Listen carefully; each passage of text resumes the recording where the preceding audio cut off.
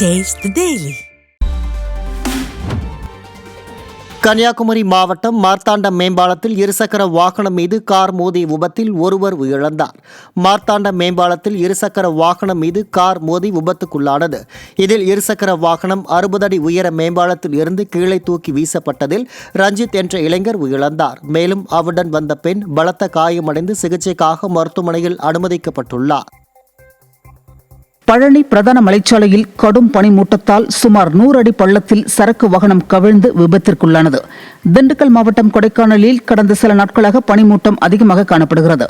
இந்த நிலையில் அஜித்குமார் என்பவர் தனது சரக்கு வாகனத்தில் சென்று கொண்டிருந்த போது வெள்ளப்பாறை அருகே கடும் பனிமூட்டத்தால் சாலை தெரியாமல் வாகனம் 100 அடி பள்ளத்தில் கவிழ்ந்து மரத்தின் மீது மோதி நின்றது. இதனை கண்ட அப்பகுதி மக்கள் காயத்துடன் இருந்த அஜித்குமாரை மீட்டனர். மலைப்பகுதியில் சாலை ஓரங்களில் தடுப்பு சுவர் இல்லாதது, போதிய மின் விளக்குகள் இல்லாதது போன்றவற்றால் இதுபோன்ற விபத்துகள் அடிக்கடி நடைபெறுவதாக வாகன ஓட்டிகள் வேதனை தெரிவிக்கின்றனர்.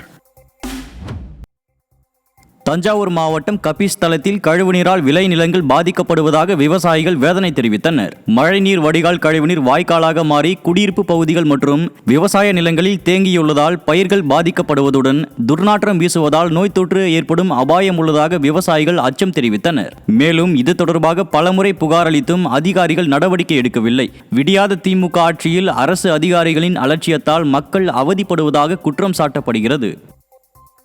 எங்களால் குடியிருக்க முடியல, உடம்புக்கு நோவு வருது, எங்களால் ஆஸ்பத்திரி செலவு பண்ண முடியல, ரொம்ப கஷ்டமாக இருக்குது, நாத்தம் சைக்கில், எங்களால் குடியிருக்க முடியல. குடியிருக்கிற இடத்துல குடியிருக்க தண்ணியெல்லாம் அதில் கலந்து நாங்கள் அதை தான் சாப்பிட்டுக்கிட்டு இருக்கோம். எங்களால் இருக்க முடியல.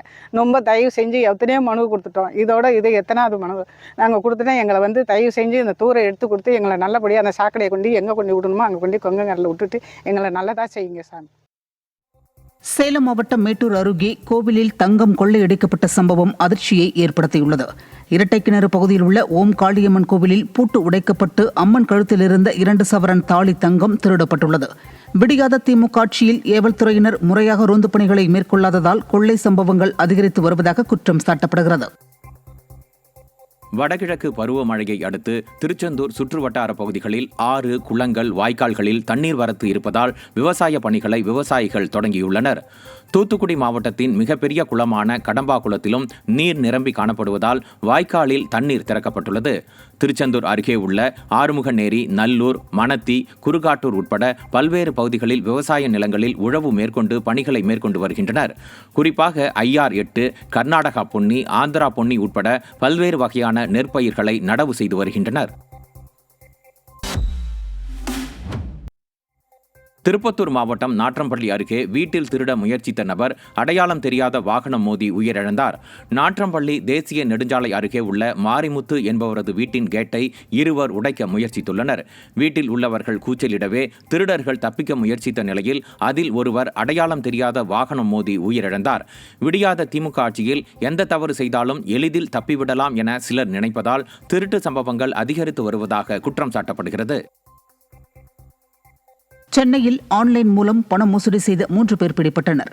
ஆன்லைன் வர்த்தகம் மற்றும் ஸ்டாக் முதலீடு மூலம் அதிக லாபம் ஈட்டலாம் என கூறி நொளம்பூரை சேர்ந்த சவுந்தரராஜனிடம் 12 லட்சம் ரூபாய் மோசடி செய்த வழக்கில் பெண் உட்பட 3 பேர் சிக்கினர். விடியாத திமுக ஆட்சியில் ஏவல் துறையினரின் அலட்சியத்தால் சட்டம் ஒழுங்கு சீர்கெட்டுள்ளதாக குற்றம் சாட்டப்படுகிறது. ஈரோடு மாவட்டம் தாளவாடி அருகே ஆசனூரில் வன விலங்குகள் ஊருக்குள் வருவதை தடுக்காத விடியாத அரசின் வனத்துறையினரை கண்டித்து விவசாயிகள் 2வது நாளாக முற்றுகை போராட்டத்தில் ஈடுபட்டனர்.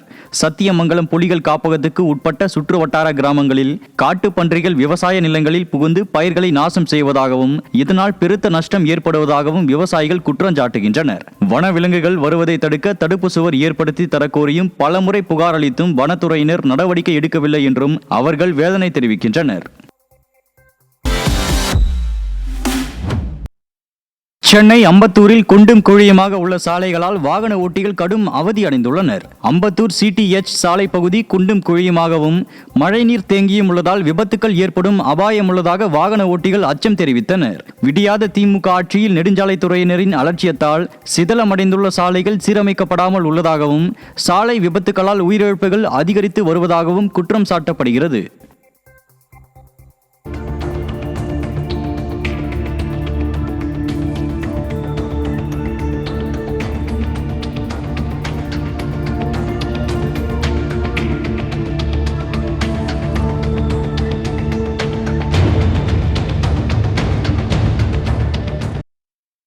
சென்னையில் எஸ்ஐஆர் முறைகேடுகளை களையெடுக்க கோரி வடக்கு மண்டல இணை ஆணையரிடம் அதிமுக சார்பில் வலியுறுத்தப்பட்டது.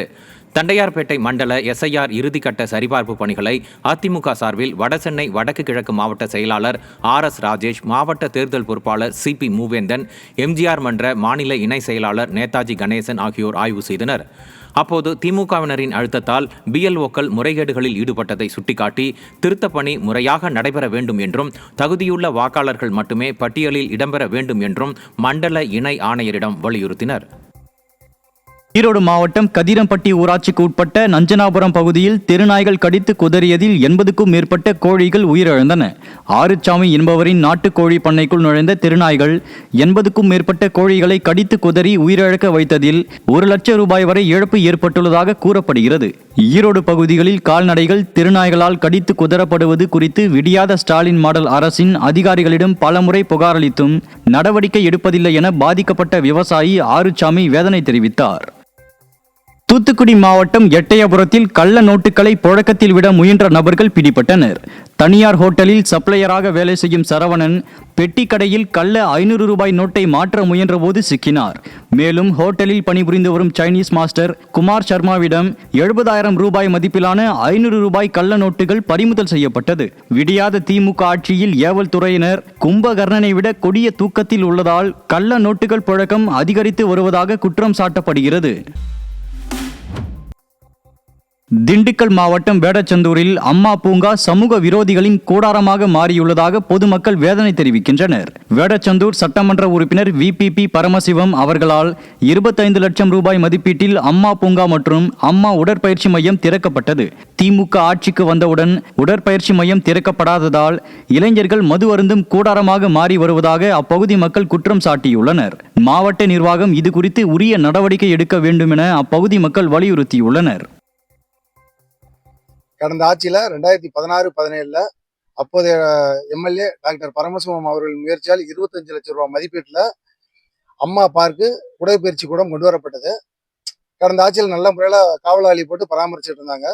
கடந்த ஆட்சி முடிஞ்ச உடனே இந்த ஆட்சி வந்த உடனே அந்த காவலாளியை நிப்பாட்டிட்டாங்க. பராமரிப்பும் சரியாக பண்ணாதனால இந்த பூங்கா சமூக விரோதிகளின் கூடாரமாக மாறிடுச்சு. உடற்பயிற்சி கூடங்கள் அந்த தளவாடங்கள் பூராமே ரிப்பேர் ஆயிடுச்சு. அதை நல்ல முறையில் பராமரித்து ஒரு காவலாளியை போட்டு மக்கள் நடைபயிற்சி பண்ணவும், குழந்தைகளோட விளையாட்டு பூங்கா எல்லாத்தையும் பராமரித்து மக்கள் பயன்பாடு கொண்டு வரணும்னு கேட்டுக்கிறோம். நீலகிரி மாவட்டம் ஸ்ரீமதுரை ஊராட்சிக்குட்பட்ட புத்தூர் முதல் கம்மாத்தி வரை உள்ள கிராம இணைப்பு சாலை குண்டும் குழியுமாக உள்ளதால் பொதுமக்கள் அவதி அடைந்து வருகின்றனர். பழங்குடி மக்கள் அதிகம் வசிக்கும் இப்பகுதியில் சாலை பழுதான நிலையில் காணப்படுவதால் பள்ளி மாணவர்கள் முதல் அனைத்து தரப்பினரும் பாதிக்கப்படுவதாக கூறப்படுகிறது. எனவே விடியாத அரசின் மாவட்ட நிர்வாகம் சாலையை சீரமைக்க நடவடிக்கை எடுக்க வேண்டும் என பொதுமக்கள் வலியுறுத்தியுள்ளனர். நெல்லை மாவட்டம் கூடங்குளம் அணுமின் நிலையத்துக்கு மீண்டும் 3வது முறையாக வெடிகுண்டு மிரட்டல் விடுக்கப்பட்டுள்ளது. நெல்லை மாவட்டம் மகேந்திரகிரி இஸ்ரோ விண்வெளி மையத்துக்கு வெடிகுண்டு மிரட்டல் விடுக்கப்பட்டுள்ளது. இந்தியா வந்திருக்கும் ரஷ்ய அதிபர் புதின் கூடங்குளம் 3வது அணு உலையை காண உள்ளதாக கூறப்படும் நிலையில் 2 தினங்களுக்கு முன்பு தற்போதும் வெடிகுண்டு மிரட்டல் விடுக்கப்பட்டிருப்பது பரபரப்பை ஏற்படுத்தியுள்ளது. விடியாத ஸ்டாலின் அரசின் சைபர் கிரைம் போலீசாரின் அலட்சியமே இதற்கு காரணம் என பலரும் குற்றம் சாட்டுகின்றனர். புதுச்சேரியில் தடுப்பூசி போட்ட குழந்தை இறந்ததால் உறவினர்கள் சாலை மறியல் போராட்டத்தில் ஈடுபட்டனர். கரியமாணிக்கம் பகுதியைச் சேர்ந்த அருண் நதியா தம்பதியரின் அனுஷ் என்ற 3 மாத ஆண் குழந்தைக்கு நெட்டப்பாக்கம் ஆரம்ப சுகாதார நிலையத்தில் 2 தினங்களுக்கு முன் தடுப்பூசி போடப்பட்ட நிலையில் குழந்தைக்கு திடீரென மூச்சு திணறல் ஏற்பட்டது. சிகிச்சைக்காக குழந்தையை கொண்டு சென்றபோது அங்கு மருத்துவர் இல்லாத நிலையில் நள்ளிரவில் குழந்தை பரிதாபமாக இறந்தது. இதனால் கடும் கோபமடைந்த உறவினர்கள் நெட்டப்பாக்கம் சுகாதார நிலையம் முன்பு ஆவேச மறியலில் ஈடுபட்டதால் போக்குவரத்து பாதிக்கப்பட்டது. 4ஆம் தேதி போட்டோம். 4ஆம் தேதி அப்படியே உடம்பு சரியாம வச்சு 5ஆம் தேதி திரும்பி இட்டுன்னு போனோம். நைட்டு 7:30 மணிக்கு இட்டுன்னு போனோம். இதே என்ன போச்சுன்னா குழந்தைக்கு உடம்பு சரி நாங்கள் இட்டுன்னு போனோம். அவங்க என்ன சொன்னாங்க, இல்லை குழந்தை அப்படி தான் இருக்கும், அதெல்லாம் ஒன்று நீங்கள் போயிட வைக்கணுமா, நீங்கள் வீட்டுக்கு தீனி போகணுமான்னு சொன்னாங்க. நாங்கள் வீட்டுக்கு நர்ஸு மட்டும் தான் இருந்தாங்க. பரிந்துரைக்கவே இல்லையா? மேற்கொண்டு பாண்டி ஜிஹெச் டாக்டர் கொண்டு பரிந்துரை